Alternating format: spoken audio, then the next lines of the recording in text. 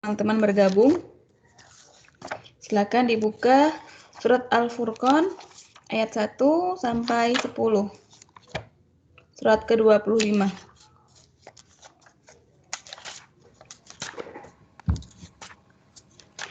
Ada yang sudah ketemu?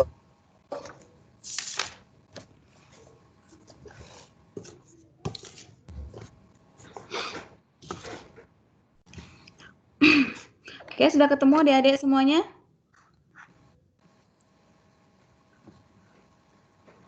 Sudah Bu, sudah. Saya sudah.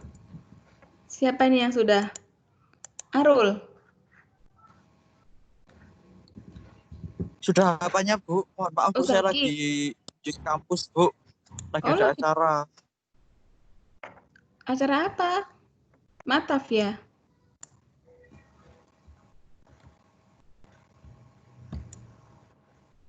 Baik, Mas Zaki, boleh minta tolong dibacakan? Iya Bu. Ayat 1 sampai 5, Mas Zaki. Iya Bu, siap. A'udzu billahi minasyaitonir rajim. Bismillahirrahmanirrahim. Tabarakalladzi nazzalal furqana ala 'abdihi liyakuna lil 'alamina nadhiron. Alladzi lahu mulkus samawati wal ardi walam yantahid waladan walam yakulahu syarikun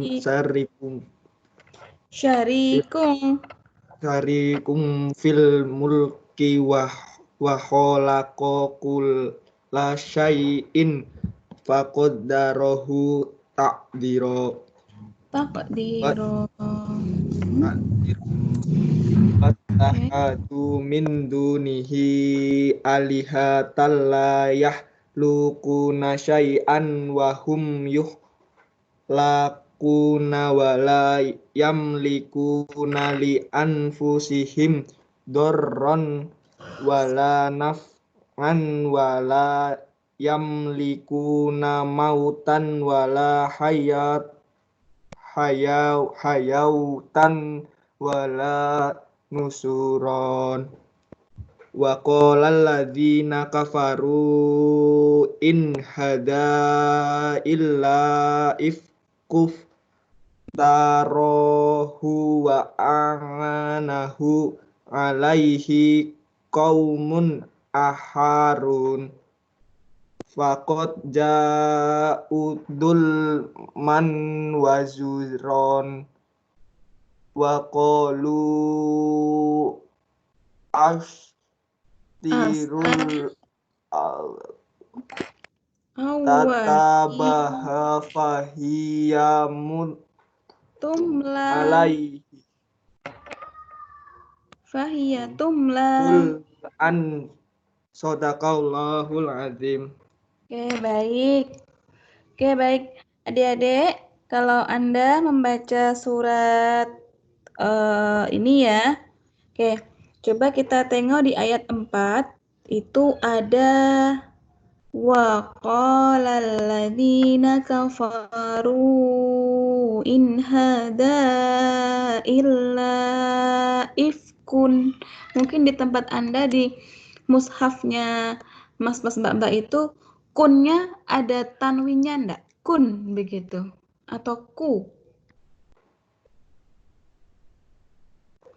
Domah tanwin atau bukan di situ? Di ifku. Oh iya, domah tanwin ya.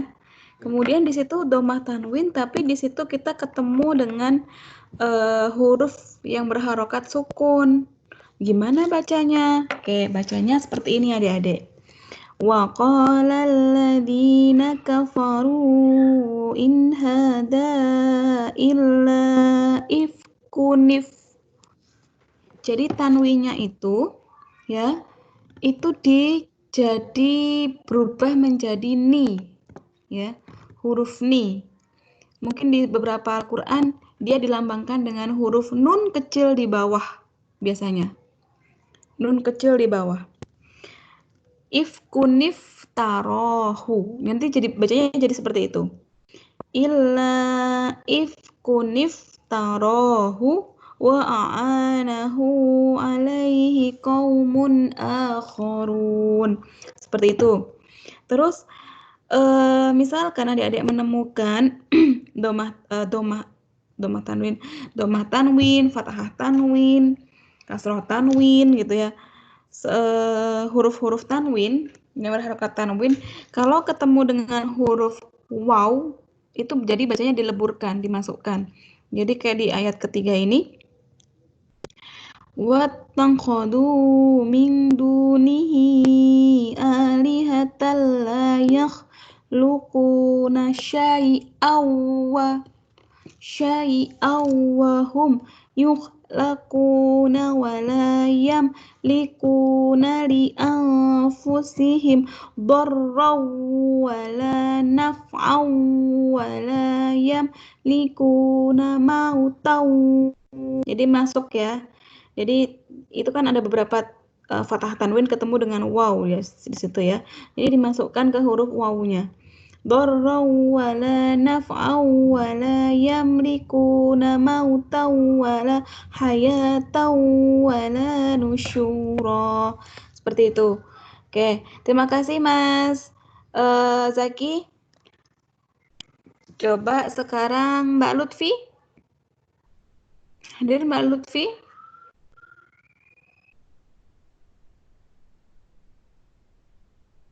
Oke, Mbak Lutfi belum nyambung. Mbak Fadila, Anggita Ningtyas Ardia. Ya, Bu. Oke, Mbak Fadila coba dibaca artinya Mbak Fadila. Surat apa ya, Bu? Tadi. Surat Al-Furqan ayat 1 sampai 25. Tapi 1 sampai 22. 1 sampai 5, maaf. Al-Furqan ayat 1 sampai 5. Bentar, Bu. Ya. Silakan jangan lupa persensi adik-adik ya. 1 sampai 5 ya, Bu? Persensi. Sambil menyimak sambil Anda persensi.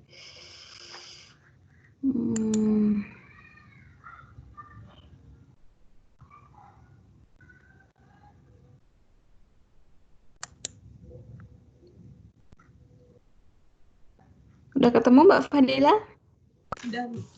Ya, silakan dibaca artinya Mbak Fadila. Maha suci Allah yang telah menurunkan Furqan, Al-Quran, kepada hambanya Muhammad, agar dia menjadi pemberi peringatan kepada seluruh alam. Yang memiliki kerajaan langit dan bumi, tidak mempunyai anak, tidak ada sekutu baginya dalam kekuasaannya. Dan dia menciptakan segala sesuatu, lalu menetapkan ukuran-ukurannya dengan tepat. Namun mereka mengambil Tuhan-Tuhan selain dia, padahal mereka Tuhan-Tuhan itu tidak menciptakan apapun. Bahkan mereka sendiri diciptakan dan tidak kuasa untuk menolak bahaya terhadap dirinya dan tidak dapat mendatangkan manfaat serta tidak kuasa mematikan, menghidupkan, dan tidak pula membangkitkan.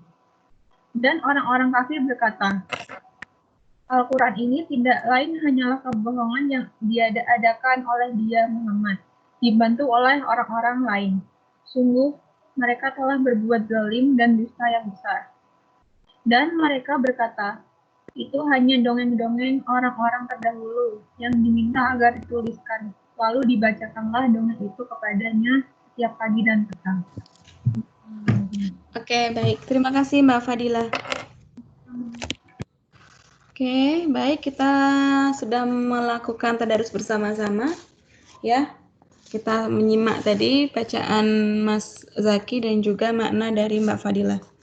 Sekarang kita langsung masuk ke materi. Sudah di-download adik-adik materinya? Oke, sudah di-download. Sudah dibaca belum itu? Mendukung. Apa? Lagi proses mendownload, Bu. Sinyalnya agak kurang mendukung.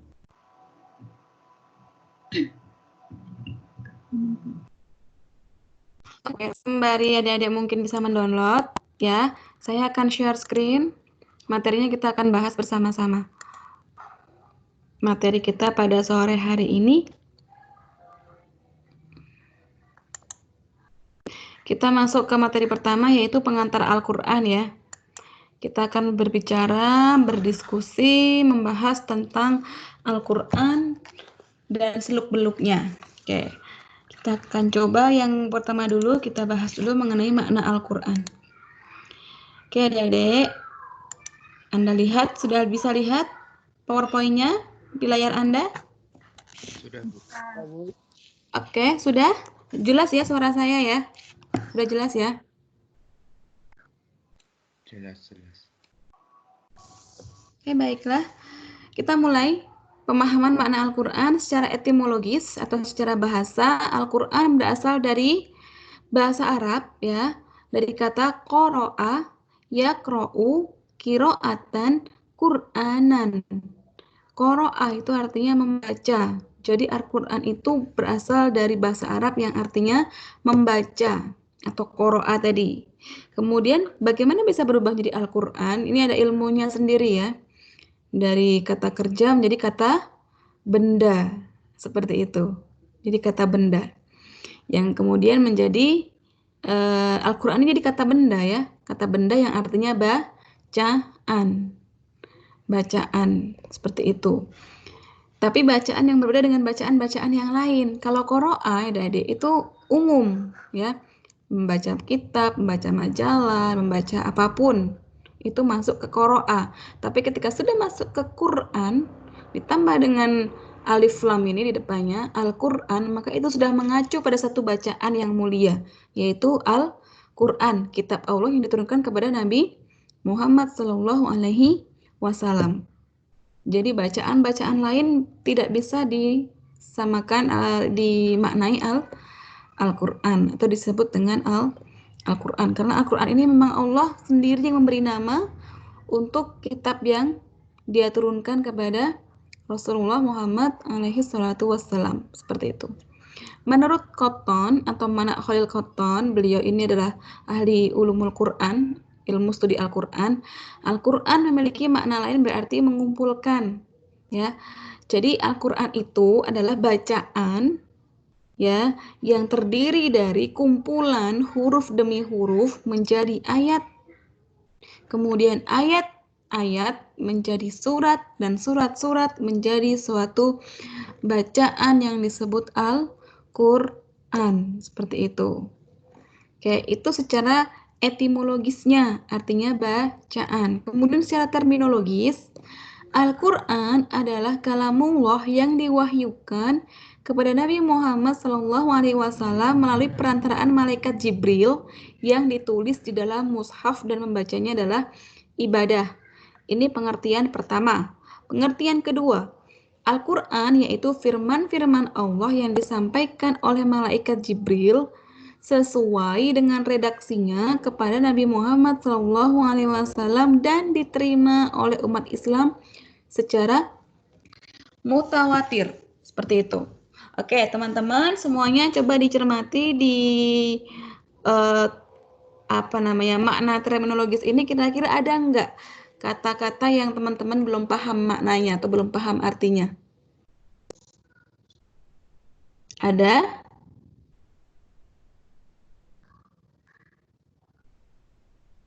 Ada, Bu. Yang mana? Mutawatir dan mushaf. Oke. Mushaf dan mutawatir. Baik, ada lagi? Ada lagi? Belum ada ya? Tapi mari kita coba ulas pelan-pelan ya, Dek ya.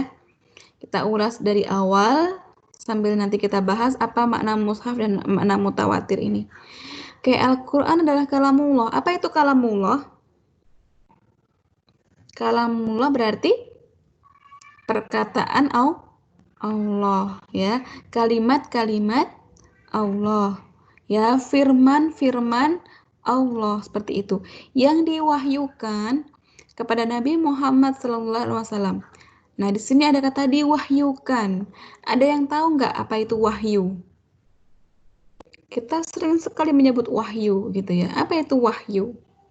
Wahyuni, Wahyu Nugroho, Budi Wahyu, wahyu ya. Apa itu wahyu? Petunjuk, Bu, petunjuk.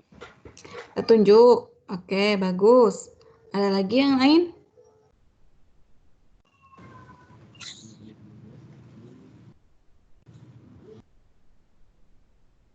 Ada lagi? Oke, petunjuk bagus sekali. Tadi siapa yang jawab tadi? Saya Bu, saya Ilham. Saya tuh Ilham. Ilham. Ilham yang Zaki. mana ini? Yang Ilham Zaki, Bu. Oke, terima kasih Mas Ilham Zaki. Oh, jadi di sini. Oke, Mas Ilham, betul. Jadi ya, wahyu itu ya petunjuk bisa ya, petunjuk bisa. Tapi secara istilah ya, secara istilahnya wahyu itu artinya adalah firman Allah yang diberikan kepada para nabinya. Ya tadi termasuk petunjuk tadi, betul-betul kayak gitu. Karena apa yang difirmankan dari Allah kepada para nabinya itu pasti berisi petunjuk seperti itu. Jadi wahyu adalah firman Allah, pesan dari Allah yang disampaikan kepada para nabinya, seperti itu. Dan ada 3 cara penyampaian wahyu adik-adik ya. Jadi wahyu itu belum tentu disampaikan oleh malaikat, belum tentu. Ada cara lain ya Allah menyampaikan wahyu kepada para nabi. Pertama adalah cara melalui mimpi yang benar ya, atau ru'ya sodikoh, ru'ya as-sodikoh. Mimpinya para nabi. Mimpinya para nabi itu dikategorikan sebagai mimpi yang benar. Nah, ada ya wahyu yang turun melalui mimpi seperti yang dialami oleh Nabi Ibrahim alaihissalam. Beliau mendapatkan petunjuk dari Allah untuk menyembelih Nabi Ismail alaihissalam melalui mimpi itu. Kemudian itu cara pertama. Cara kedua, wahyu itu turun kepada Nabi itu melalui balik tabir. Tabir itu artinya penyekat, ya, penghalang seperti itu. Penghalang, penyekat, gitu ya. Jadi Allah menurunkan wahyu melalui balik tabir itu caranya bagaimana? Caranya Allah itu, ya, Allah memperdengarkan firman-firman-Nya kepada para nabinya yang mendapatkan wahyu ini, ya, tapi tidak menunjukkan wujudnya. Jadi Allah hanya memperdengarkan ya, perkataannya ya kepada para nabinya tanpa memperlihatkan wujudnya. Jadi ada penghalang bagi para nabi untuk melihat langsung wujud Allah. Jadi yang diterima saat itu hanya semacam suara saja gitu ya. Semacam suara saja gitu. Nah, ini pernah terjadi pada Nabi Musa alaihi salam ya, ketika menerima wahyu di Bukit Tursina, seperti itu. Atau kepada Nabi Muhammad SAW juga pernah ketika melakukan Isra Mi'raj. Ketika sampai di Sidratul Muntaha, Nabi Muhammad mendapatkan wahyu berupa perintah sholat. Seperti itu ya, perintah sholat itu Nabi mendengar langsung perintah Allah, gitu kan, mendengar langsung, tapi Allah tidak menunjukkan wujudnya. Seperti itu. Itu cara yang kedua dalam penyampaian wahyu. Kemudian cara yang ketiga adalah melalui perantaraan malaikat. Dan satu malaikat yang ditugaskan menyampaikan wahyu adalah malaikat Jibril, adik-adik. Ini memang malaikat yang diberi Allah tugas gitu ya untuk menyampaikan wahyu. Nah, Al-Qur'an adik-adik ini turun semua ayat-ayatnya gitu, semua surat-surat di dalamnya itu turun melalui perantaraan malaikat Jibril. Ya, sementara tadi yang Rasulullah tadi diterima ketika di Sidratul Muntaha itu perintah sholat ya, baru perintah sholatnya gitu kan ya. Tapi itu tidak termaktub di dalam ayat-ayat Al-Quran. Jadi apa yang Allah sampaikan itu tidak terdapat di dalam ayat-ayat Al-Quran. Hanya saja Allah memberitakan peristiwa Isra Mi'raj itu di dalam Al-Quran, ya. Allah memberitakan itu, ya, memberitakan peristiwa itu di dalam Al-Quran seperti itu, melalui malaikat Jibril, ya. Oke, seperti itu. Jadi paham di sini ya. Semua ayat-ayatnya turun melalui malaikat Jibril. ya, perantara malaikat Jibril. Dan bagaimana cara malaikat Jibril itu menyampaikan wahyu? Itu pun ada dua cara. Pertama melalui wujud langsung, wujud aslinya malaikat Jibril. Jadi malaikat Jibril ini datang dengan wujud aslinya kepada Nabi Muhammad SAW ya. Dan di situ ada tanda-tanda seperti kemerincing lonceng ya, yang berbunyi keras seperti itu. Anda mungkin pernah baca suatu hadis bagaimana wujudnya malaikat Jibril itu pernah diberitakan ya dalam suatu riwayat itu makhluk yang sangat besar gitu ya, mempunyai sayap 600 pasang sayap yang terbentang menutupi ufuk barat dan ufuk timur seperti itu, saking besarnya. Oke, itu cara pertama. Cara kedua, malaikat Jibril menyerupai manusia seperti itu. Kalau cara pertama tadi, Nabi Muhammad biasanya harus bersiap-siap dulu ya, menyiapkan mental yang sangat kuat ya, menyiapkan harus siap sedia seluruh jiwa dan raga untuk menerima wahyu, karena terasa berat sekali ya, dengan kehadiran malaikat dengan rupa aslinya, dan wahyu yang disampaikannya itu terasa sangat berat. Yang kedua, malaikat Jibril sama kayak seperti berbicara antar sama manusia gitu ya, karena malaikat Jibril menyerupai manusia. Jadi Nabi Muhammad tidak seberat mempersiapkannya tidak seberat ketika sebagaimana dengan cara yang pertama tadi. Ya, seperti itu. Kayak itu. Malaikat Jibril ya, kalau Al-Qur'an yang ditulis di dalam mushaf. Mushaf itu artinya adalah lembaran. Adik-adik, lembaran yang dibukukan seperti itu disebut dengan mushaf. Dan membacanya adalah ibadah ya. Kenapa ibadah? Al-Qur'an ini kita baca setiap sholat adik-adik ya. Kita setiap sholat pasti baca ayat-ayat, di dalamnya ada Al-Fatihah ya, Al-Fatihah. Kita baca surat-surat setelahnya dari Al-Baqarah sampai An-Nas gitu ya.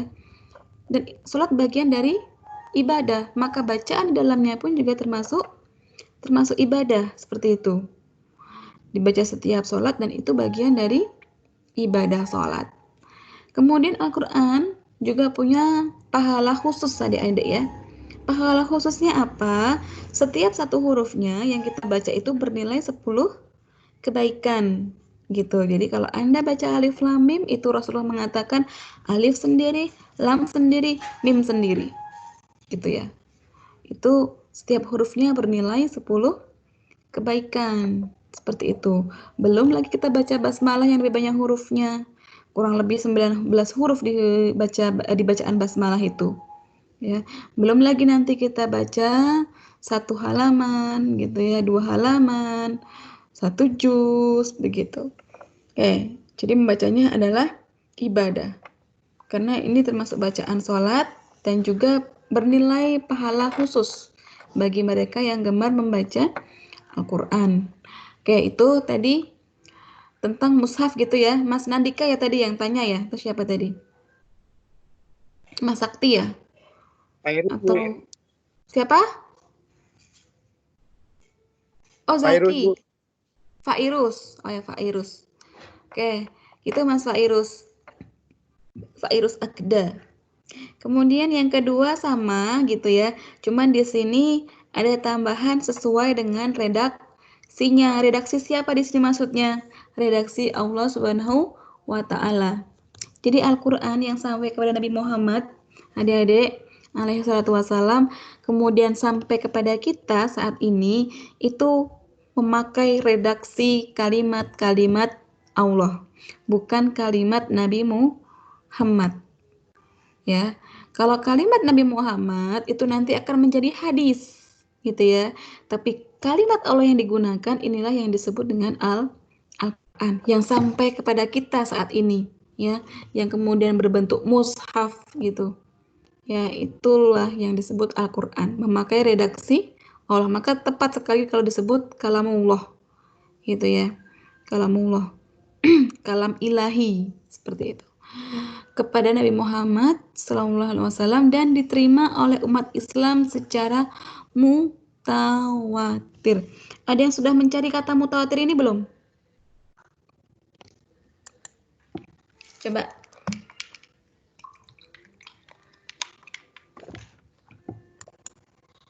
Ada yang sudah cari kata mutawatir? Apa itu kata artinya mutawatir? Berurutan bukan? Apa? Berurutan bukan? Berurutan. Atau berturut-turut? Berturut-turut. Oke, bagus. Baik, Al-Quran memang diturunkan nanti secara bertahap ya, adik-adik, berangsur kepada Nabi Muhammad SAW. Tapi itu bukan arti dari mutawatir sebenarnya. Gitu. Mutawatir, adik-adik, di sini diartikan sebagai periwayatan yang dilakukan oleh banyak orang atau sejumlah orang yang dengan jumlah yang banyak itu tidak mungkin mereka sepakat untuk berdusta. Seperti itu. Ya, jadi Al-Qur'an ini yang meriwayatkan itu banyak. Meriwayatkan itu apa? Meriwayatkan itu artinya mendengarkan kemudian menyampaikan kembali. Gitu. Itu banyak orang, gitu ya. Dan karena banyaknya orang ini, ya adik-adik, itu tidak mungkin mereka sepakat untuk berdusta, gitu. Jadi apa yang disampaikan oleh Umar, sampaikan oleh Ali, sampaikan oleh Zaid bin Sabit, sampaikan oleh Utsman bin Affan, itu sama, gitu ya. Sampai kepada kita sekarang kita saja nih. Kita baca, ya. Apa yang saya baca di surat Al-Furqan tadi, gitu ya. Kemudian yang kemudian dibaca oleh Syekh Sudais di Makkah sana, sama-sama di surat yang sama, itu kan tidak berbeda. Sama, gitu kan. Atau dibaca oleh Rashid Al-Afash, itu sama, atau dibaca oleh qori-qori yang lain, ya. Itu kan sama kan? Tidak ada perbedaan. Ya, karena redaksi yang sama ini adik-adik, redaksi yang sama, makna yang serupa gitu kan. Tidak ada perubahan di dalamnya. Apa yang kita baca, apa yang kita terima ya dari Al-Qur'an itu sama dengan apa yang diterima oleh orang-orang di belahan dunia lain. Itu membuktikan bahwa Al-Qur'an itu memang diriwayatkan secara mutawatir. Ya. Karena diriwayatkan secara mutawatir, adik-adik, yang diriwayatkan oleh sejumlah banyak orang tadi, maka kebenarannya itu valid, ya, bisa tervalidasi, terverifikasi, seperti itu. Kalau bahasa Arabnya tuh qat'is subut, sudah pasti kebenarannya. Kebenarannya sudah pasti, gitu ya, kayak gitu. Karena yang meriwayatkan banyak. Kalau yang meriwayatkan cuma 1 atau 2 orang, ya, itu masih harus diklarifikasi lagi. Tapi karena yang meriwayatkan itu banyak, gitu kan ya, dan sama, ya, maka ini sudah pasti Al-Qur'an ini tervalidasi kebenarannya, gitu kan? Pasti kebenarannya, kayak gitu. Nah, itulah bagian dari bagaimana Allah menjaga Al-Qur'an, seperti itu. Oke, gitu ya. Tadi siapa yang tanya mutawatir tadi? Mas Fairus ya? Tentang mutawatir tadi ya? Mutawatir. Gitu. Nanti di kajian hadis, adik-adik juga ada istilah mutawatir. Ya, ada hadis mutawatir. Hadis kalau sudah sampai kepada tingkat mutawatir itu sudah masuk hadis sahih. Ya, karena apa ya? Karena tadi yang meriwayatkan itu banyak, gitu ya. Meriwayatkan banyak sehingga kebenarannya tervalidasi, gitu. Redaksinya sama, tervalidasi. Redaksinya berbeda, tapi kalau maknanya sama, itu sudah bisa dipastikan hadis itu sahih. Apalagi Al-Qur'an, gitu kan ya. Al-Qur'an tidak ada perubahan dalam redaksi. Ya, semuanya yang kita baca dari surat Al-Fatihah sampai An-Nas itu sama dengan yang orang lain dari belahan dunia lain baca. Nah, seperti itu. Itulah keistimewaan dari Al-Qur'an. Al-Quran yang tidak dimiliki oleh kitab-kitab yang lain. Seperti itu adik-adik. Oke, baik, kita lanjutkan ke nama lain Al-Quran. Oke, Al-Quran itu punya nama lain, diantaranya ada Alkitab. Ya, di surat Al-Baqarah ayat 2 itu dalikal kitabula roiba fih, gitu ya. Inilah kitab yang tidak ada keraguan di dalamnya. Alkitab itu sendiri artinya ditulis, ya. Al-Quran itu ditulis dalam suatu mushaf, lembaran-lembaran tadi. Kemudian ada Al-Furqan. Al-Furqan itu artinya pembeda antara yang hak dan yang batil. Ya, Al-Quran jelas membedakan ini haram, ini halal, seperti itu. Ya, ini perintah, ini larangan. Ya, contohnya apa? Ada yang bisa kasih contoh di sini? Sebentar, saya nyalakan AC-nya dulu, adik-adik, panas sekali.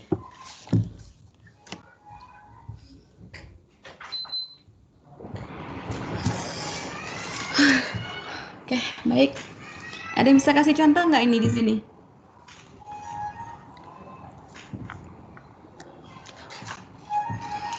Al-Furqan. Tadi di surat Al-Furqan tadi ya, adik-adik ya. Contohnya kan gini ya. Oke. Wa ahallallahul bai'a wa harramar riba. Allah menghalalkan jual beli dan mengharamkan riba. Situ jelas ya. Hukum jual beli itu apa? Hukum riba itu apa? Sekarang kalau ada pertanyaan, bagaimana hukumnya jual beli yang mengandung riba? Jawabannya haram atau halal, adik-adik?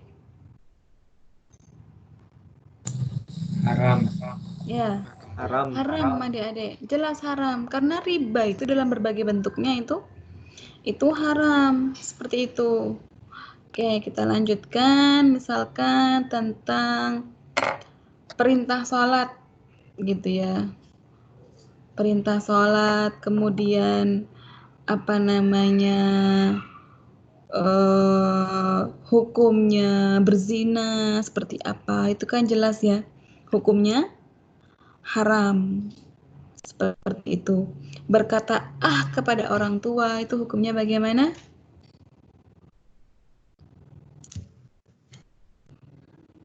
Berdosa kan, nggak boleh itu kan ya, karena itu larangan. Yang sifatnya larangan berarti haram untuk dilakukan. Kalau dilakukan maka itu bagian dari uququl walidain atau tidak berbakti kepada orang tua, seperti itu. Berkata saja tidak boleh gitu ya. Apalagi dengan kata-kata yang semakna dengannya atau yang lebih buruk lagi. Ya. Seperti kalau sekarang tuh ya umpatan-umpatan yang kasar kayak gitu. Tidak boleh kemudian disampaikan oleh kepada orang tua. Az-zikru itu artinya mengingat ya. Peringatan. Inna nahnu nazzalna dzikra wa inna lahu lahafidun. Sesungguhnya kamilah yang menurunkan az-zikru ini atau Al-Qur'an ini dan kamilah yang benar-benar memeliharanya. Seperti itu. Jadi az-zikru ini kenapa disebut az-zikru atau peringatan? Karena di dalamnya ada al-mau'izah, adik-adik. Ada nasihat, ada pelajaran. Seperti itu.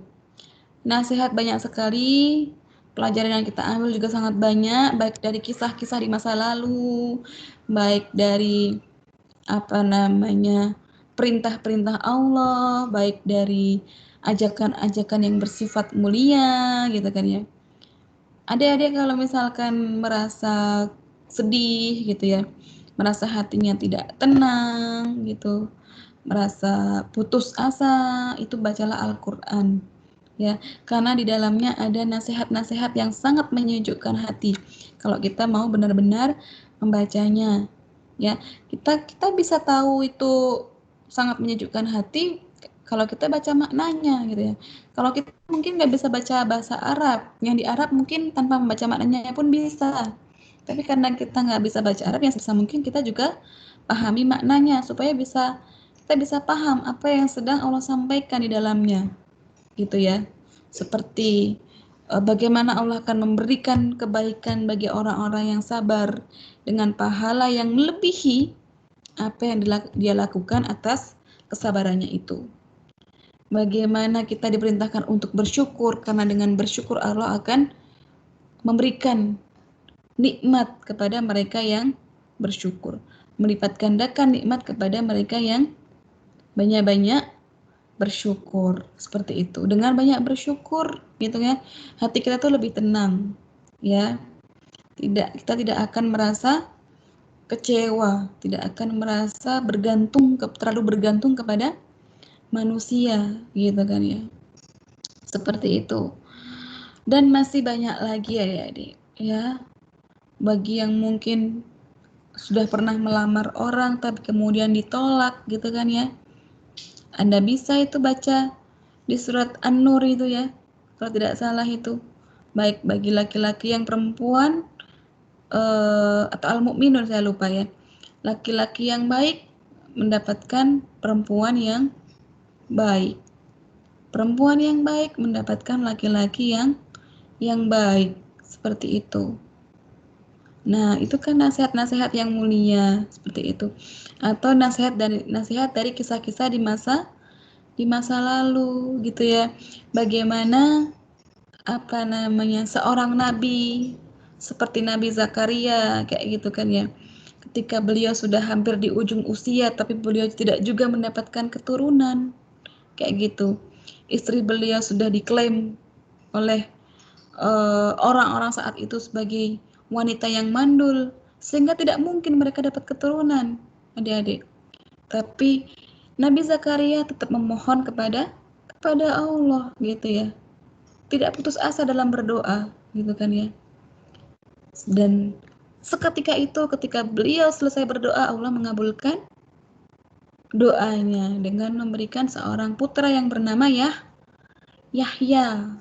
Nah itu kan pelajaran untuk tidak berputus asa, untuk selalu berdoa, bersabar, bahwa sesuatu itu mungkin di mata manusia tidak mungkin atau mustahil, tapi bagi Allah gitu kan ya, jika Allah itu sudah berkehendak, maka segala yang tidak mungkin bagi manusia itu bisa menjadi mungkin, bisa terjadi seperti itu. Oke, adik-adik, saya pernah punya cerita seperti ini. Saya punya kenalan seorang ustazah gitu ya. Beliau pernah mengisi di teknik sipil, gitu, mengisi pengajian ibu-ibu di teknik sipil. Jadi mungkin teman-teman tahu ya, bagi yang perempuan itu, kalau usia sudah 40 tahun ke atas itu sulit sekali untuk hamil, atau akan berisiko kalau dia hamil. Iya apa tidak adik-adik? Pernah mendengar istilah ini dari dunia medis? Kalau orang sudah 40 tahun ke atas maka akan beresiko gitu kan ya. Atau dia akan lebih sulit untuk hamil gitu kan ya. Kalaupun hamil itu akan beresiko terhadap kesehatannya. Tapi dengan izin Allah adik-adik ya, ibu ini ya, beliau sebenarnya sudah punya anak gitu ya, sudah punya anak 4, sudah besar semua, sudah dikaruniai anak-anak. Jadi beliau sudah punya cucu ibu ini. Tapi di usia yang ke-50 tahun beliau dengan izin Allah bisa hamil. Bukan bisa hamil. Beliau hamil gitu ya. Di usia yang ke-50 tahun. Seperti itu. 50 tahun itu kan berarti kan sudah setengah abad ya. Sudah cukup tua ya. Tapi beliau hamil saat itu. Kayak gitu. Hamil seorang anak perempuan. Nah itu mungkin bagi kalangan medis adik-adik, bagi dunia kedokteran seperti itu, bagi para dokter itu sangat beresiko gitu ya. Sulit terjadi bagi wanita yang sudah sudah lewat 40 tahun untuk bisa hamil. Tapi kalau Allah berkehendak adik-adik, maka Allah bisa memberikan kepada siapa saja yang Dia kehendaki. Seperti itu. Gitu ya. Masya Allah. Oke. Kemudian ada al-hukum. Al-hukum itu isinya peraturan-peraturan.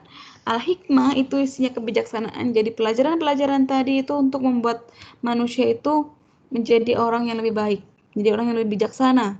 Asyifa ini adalah obat atau penyembuh. Al-Quran punya fungsi untuk menyembuhkan. Menyembuhkan apa maksudnya? Ada yang tahu? Menyembuhkan fisik atau menyembuhkan jiwa ini kira-kira? Jiwa. Jiwa. Betul adik-adik. Menyembuhkan jiwa. Karena kalau fisik itu nanti ada istilahnya sendiri. Dawaun gitu ya. Obat. Itu dawaun itu obat, tapi obat untuk penyakit fisik. Ya, pusing, sakit perut. Dan Al-Quran kenapa kok memakai asyifa gitu ya? Penyembuh jiwa, penyembuh hati. Ya, adik-adik ini kalau kita mungkin kita mau cermati adik-adik ya. Sebenarnya terkadang gitu ya, atau sebagian penyakit fisik itu kan berasal dari penyakit hati. Penyakit jiwa gitu kan. Beberapa penyakit fisik itu muaranya di penyakit mental, pusing, sakit perut, leher berat, pegal linu, kayak gitu. Itu kemungkinan bisa terjadi disebabkan oleh penyakit-penyakit yang menyerang jiwa kita. Antara lain absen gitu ya, tidak mau bersyukur seperti itu. Kemudian suka berputus asa, gitu, marah, gitu ya, berlebihan, sulit mengelola stres, gitu kan, stres yang berlebihan, terlalu fokus kepada dunia sehingga melupakan akhirat, kayak gitu. Itu bisa menyebabkan penyakit-penyakit fisik, ya. Bahkan kalau kita terlalu khawatir, apalagi di kondisi saat ini adik-adik, kita terlalu khawatir, kita terlalu takut ya dengan kondisi pandemi saat ini, dengan yang namanya virus, maka itu juga bisa berpengaruh terhadap imun kita, bisa berpengaruh terhadap kekebalan kita, ya. Kita terlalu khawatir lah ya, terlalu waspada itu penting, tapi ketika kita kemudian terlalu parno ya, terlalu kayak gitu, sehingga itu menggerogoti hati kita, menggerogoti jiwa kita, maka itu lama-lama akan menggerogoti fisik kita, ya. Otak kita tidak bisa merespon gitu kan ya, kebutuhan fisik ini dengan lancar, dengan baik, seperti itu. Nah, maka Al-Quran sembuhkan mentalnya dulu, sembuhkan hatinya dulu, ya. Kenapa? Al-Quran itu berfungsi sebagai penenang adik-adik. Berzikirlah kepada Allah, ya, banyak-banyak berzikir kepada Allah, maka hatimu akan tentram. Itu kata Allah, ya. Ya.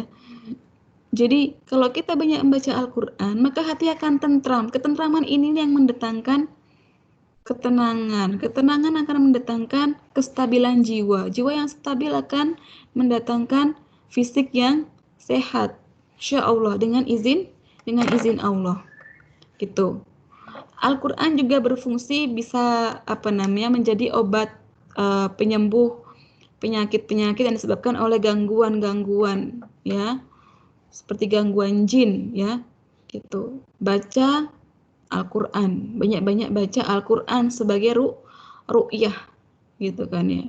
Kita sakit fisik pun kita bacakan Al-Fatihah, kita oleskan diri kita, kita oleskan luka kita yang sakit, bagian tubuh kita yang sakit, itu dengan Al-Fatihah seperti itu. Kemudian sambil kita stimulus sendiri, gitu kan, kita tenangkan jiwa kita, itu lama-lama akan berkurang sakitnya adik-adik. Ya, di Al-Quran ya, terutama di surat Al-Fatihah itu memang memiliki kekuatan gitu ya. Dengan izin Allah dia akan menjadi penyembuh seperti itu. Oke. Di samping sebagai obat penyembuh hati, sebenarnya di dalam Al-Quran, kalau teman-teman mau cermati lebih dalam, lebih seksama lagi, Anda akan menemukan beberapa isyarat ilmiah, ya, isyarat-isyarat kata-kata tertentu yang itu ternyata punya hikmah luar biasa terhadap kesehatan. Contohnya, puasa. Allah memerintahkan kita untuk puasa. Kenapa? Ya, ternyata ketika ditelisik kita tidak tahu mengapa ya, karena itu memang perintah Allah. Perintah Allah kita jalankan, tapi di setiap perintah itu pasti ada yang namanya hikmah, ya, atau kebaikan-kebaikan yang bisa kita ambil di dalamnya. Ya, puasa itu mendatangkan selain itu sebagai perintah Allah, di dalamnya itu juga punya manfaat bagi kesehatan tubuh, ya. Bahkan orang kalau mau operasi itu kan dianjurkan puasa dulu, seperti itu.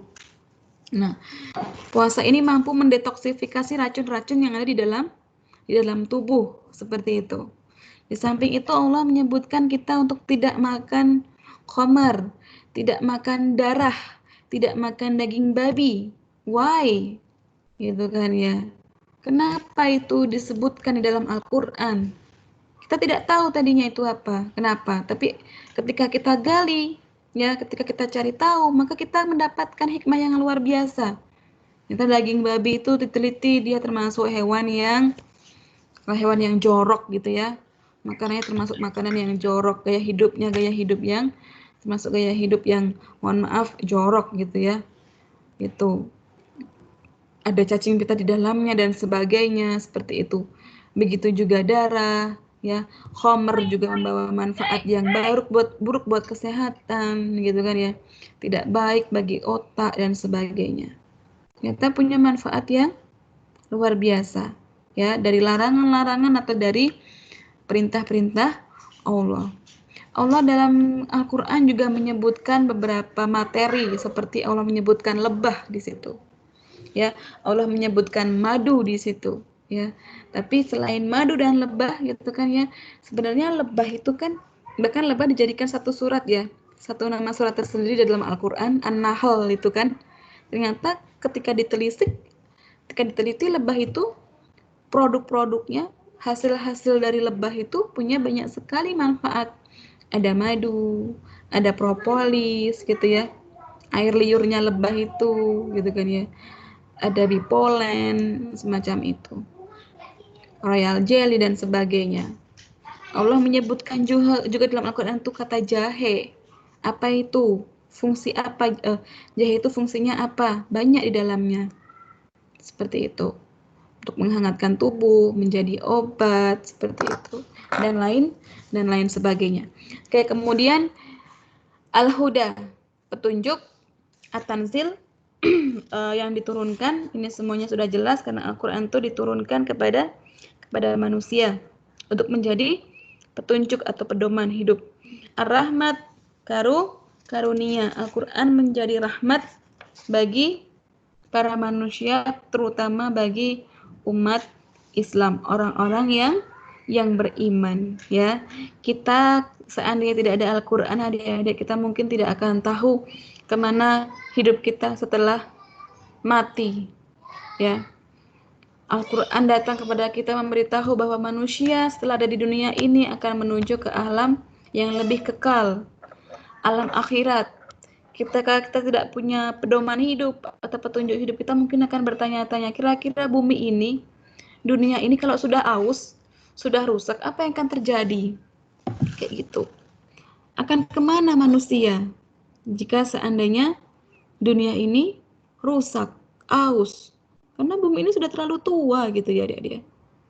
Sudah beribu-ribu tahun gitu kan, berpuluh-puluh ribu tahun kan bumi ini. Kayak gitu. Apa yang terjadi ketika bumi ini semakin tua, semakin rapuh? Ya. Allah sudah menerangkan adik-adik bahwa akan terjadi hari kiamat gitu kan ya. Yang semua itu dunia akan rusak gitu kan ya. Alam semesta akan binasa. Seperti itu. Gunung-gunung berbenturan, itu sudah Allah jelaskan dalam Al-Quran gitu kan ya. Gempa bumi dan sebagainya, lautan menggulung gitu kan ya, banjir dan sebagainya, Allah sudah sebutkan di dalam Al-Quran, ya. Itu bagian dari akhir dunia, tanda-tanda akhir dunia, berarti tanda-tanda hari kiamat, seperti itu. Sudah mulai banyak terjadi kerusakan kerusakan. Nah, seperti itu ya. Dan Al-Quran memberikan kita petunjuk itu, ya. Ketika kita punya petunjuk, maka kita tahu apa yang harus kita lakukan, gitu kan ya. Supaya kita tidak tersesat nanti. Di alam akhirat kita mau ngapain, gitu kan ya. Kalau tidak ada Al-Quran, Allah tidak menurunkan Al-Quran, ini mungkin kita akan ngambang pengetahuan kita. Nah, makanya ini bagian dari kasih sayang Allah yang sangat besar kepada manusia. Dengan diturunkannya Al-Quran, diutusnya Nabi Muhammad, seorang manusia yang luar biasa. Seperti itu. Oke, Allahu a'lam bishawab. Oke, sampai sini ada yang ditanyakan enggak? Tadi saya ngomong terus. Ada yang tanyakan sampai sini? Sementara belum ada. Sementara belum. Anda ngantuk enggak sih saya ngomong terus kayak gini? Enggak, Bu. Enggak ngantuk. Benar. Iya, dari tadi saya Serius.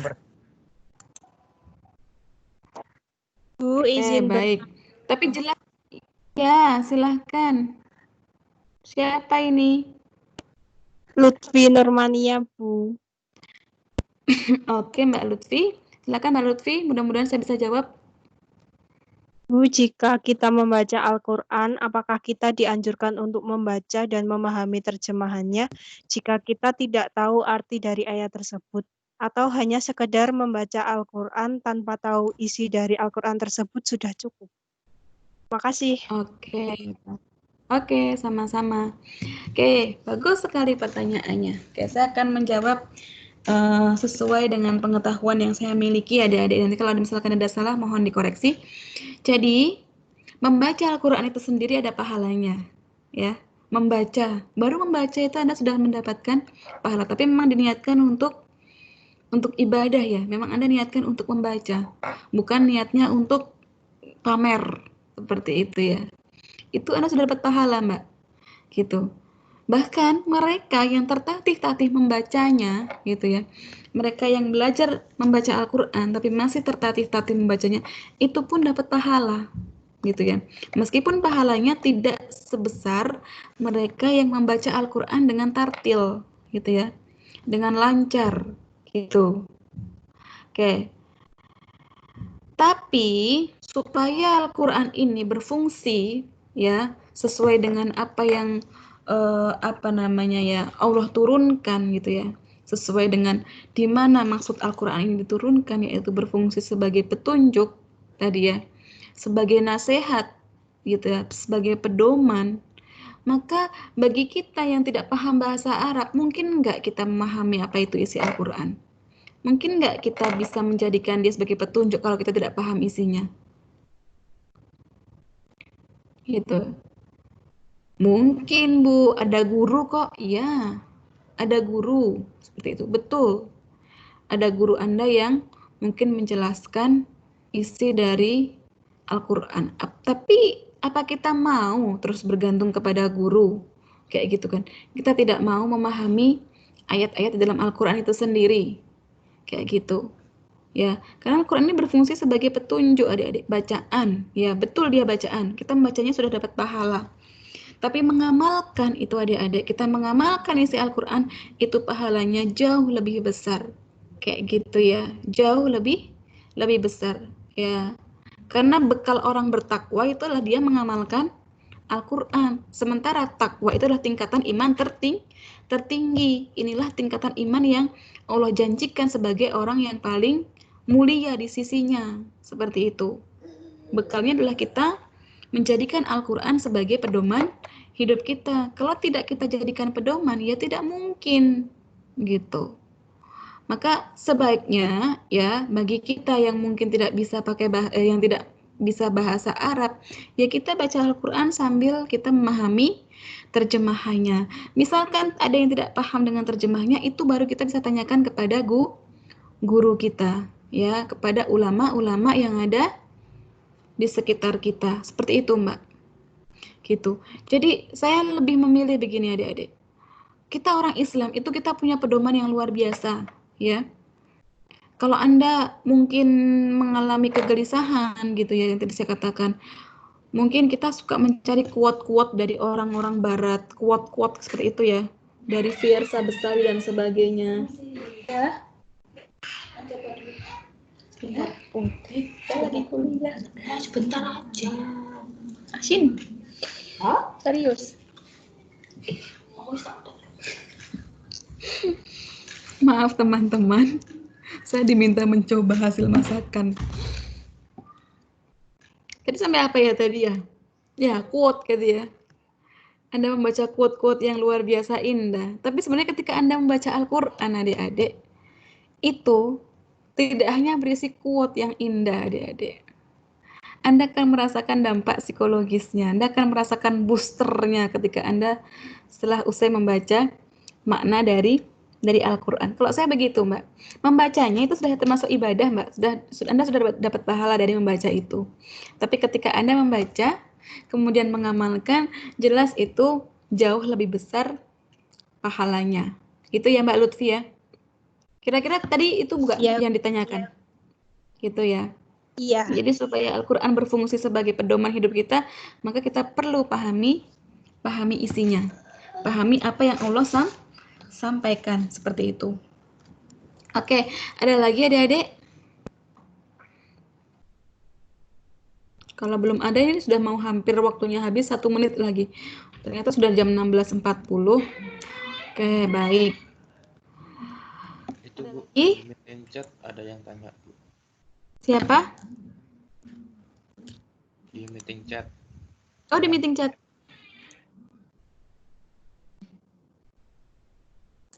Cuma latihnya saja. Oke, dari Mas Ilham ya. Saya jawabnya ini aja ya, langsung di sini ya Mas Ilham ya.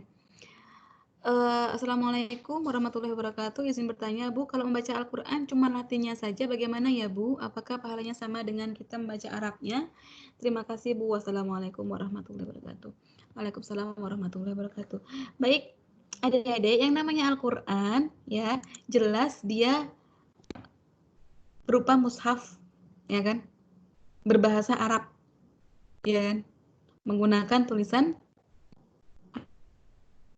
Arab. Itulah yang disebut dengan, kalau kita membaca latinnya gitu kan ya, untuk belajar it's okay, tidak apa-apa gitu ya. Mungkin Anda belum bisa untuk membaca latinnya dulu, tidak apa-apa, karena dalam rangka untuk belajar. Allah menilai usaha Anda di situ. Allah perhitungkan usaha Anda di situ ya. Seperti masalah pahala serahkan kepada Allah. Tapi ya, ini menurut saya pribadi ya, yang namanya Al-Quran ya itu tadi, menggunakan bahasa Arab ya, dengan ini ya. Al-Quran itu kan semacam ini ya, maaf ya. Saya ini yang disebut Al-Quran gitu ya. Dia pakai tulisan Arab kayak gitu kan ya. Jelas berbeda Mas ya. Kalau saya, menurut saya ini jelas berbeda. Kayak gitu. Ini yang disebut dengan Al-Quran. Kayak gitu. Kita pakainya bahasa Arab, memang bahasa yang Allah turunkan kepada Nabi Muhammad dengan tulisan dalam bahasa Arab seperti itu. Tapi kalau tulisan Latinnya, nah tulisan Latin adik-adik ini juga akan mengacaukan ucapan bahasa Arab kita, ya. Biasanya tulisan huruf bahasa Arab yang berbunyi o, ko, ro, to, ya, apalagi dhal, seperti itu. Itu ketika dia dilatinkan ya, dilatinkan dengan tulisan tulisan Indonesia gitu ya, huruf Indonesia seperti itu, huruf abjad, dia tertulis A, tetap tertulis A, ya toh, tidak tertulis O, tapi tertulis A. Sekarang bagaimana kita bisa membedakan, kita bisa membaca dengan benar bahwa itu adalah ro, bukan ra, bahwa itu adalah ko, bukan ka, iya apa tidak? Jadi membaca dalam bentuk Latin itu justru lebih banyak kesalahan yang akan kita buat gitu ya, akan kita buat jika kita memang tidak benar-benar tidak tahu istilahnya transliterasinya kayak gitu. Ada panduan membacanya. Maka lebih aman adik-adik. Maka lebih aman baca Al-Quran itu yang menggunakan bahasa Arab, tulisan Arab, seperti itu. Nah, itu yang baru disebut dengan bahasa membaca Al-Quran. Seperti itu ya. Oke, paham di sini Mas Ilham? Itu. Jadi ketika kita salah membaca ya sudah, gitu kan ya. Kalau menilai pahala ya silahkan kepada Allah. Tapi bagi saya jelas itu akan lebih madorotnya lebih besar ketika Anda membaca Latin daripada ketika Anda belajar membaca Arabnya langsung. Gitu. Jangan sampai ketika kita salah membaca justru itu mengurangi pahala kita, mereduksi pahala kita, seperti itu ya. Ya. Oke, wallahu a'lam bishawab. Oke. Terima kasih adik-adik ya sudah mau berpartisipasi dalam mata kuliah ini. Saya izin untuk menutup acara kuliah ini ya sore ini karena kita sudah lebih 4 menit. Silahkan teman-teman apabila ada yang belum paham, silahkan tulis di meeting chat saja. Nanti saya tetap akan baca di luar nanti ya, meskipun tidak pas online seperti ini akan tetap terbaca pertanyaan-pertanyaan Anda kayak gitu. Dan yang belum kita bahas hari ini juga silahkan tetap dibaca kayak gitu. Oke, terima kasih semuanya. Kita tutup dengan baca alhamdulillah bersama-sama. Alhamdulillah Rabbil alamin. Oke, terima kasih semuanya adik-adik. Oke, sampai jumpa. Wassalamualaikum warahmatullahi wabarakatuh.